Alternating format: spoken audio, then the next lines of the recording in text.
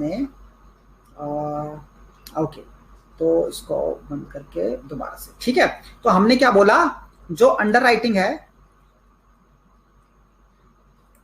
भाई मेरी राइटिंग के लिए माफ करें, जितने बड़े डॉक्टर होते हैं उनकी राइटिंग ऐसी होती है चलो, तो भाई अंडर राइटिंग जो है मैंने आपको बताया कि एक तो होती है मेडिकल और एक होती है फाइनेंशियल, मेन तरह से।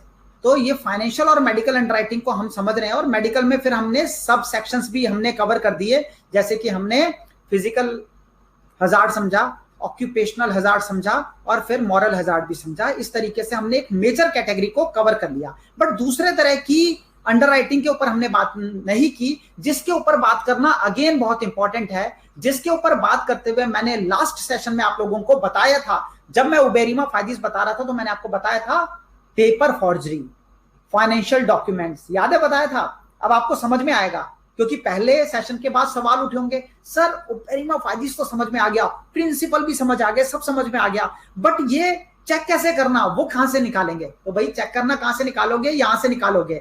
हमने पूरे 26 हफ्तों को ऐसे डिजाइन किया है कि कुछ भी नहीं छूटेगा। 26 हफ्ते शांति से समझो तो सही, अभी तो पढ़ाई शुरू हुई है, पहले चैप्टर पे हो, 25 पे मत भागो, पहले चैप्टर से आप लोगों को डेवलप करते हुए चलेंगे, ठीक है। तो क्या हुआ, पहले में समझा, आज मैं आपको सारी चीजें बता चुका हूं, मॉरल हजार्ड तक हम पहुंच चुके हैं। हाँ, मॉरल हजार्ड तक के बाद एक चीज रह गई, which is known as financial underwriting. तो फाइनेंशियल अंडरराइटिंग को समझते हैं कि फाइनेंशियल अंडरराइटिंग क्या होती है। तो ये बीच में एक स्लाइड थी, बेसिकली इस स्लाइड के बाद कौन सी स्लाइड आनी चाहिए थी? ये वाली आनी चाहिए थी, एमएचआर वाली। अब मैंने आपको एमएचआर वाली स्लाइड के बाद दोबारा मैं वापस लेके गया फाइनेंशियल अंडरराइटिंग। तो फाइनेंशियल अंडरराइटिंग क्या होती है? भाई एक आदमी है, वो इंश्योरेंस कंपनी के पास पहुंचता है, मान लो एलआईसी के पास पहुंचता है और कहता है जी मुझे 10 करोड़ का इंश्योरेंस दे दो।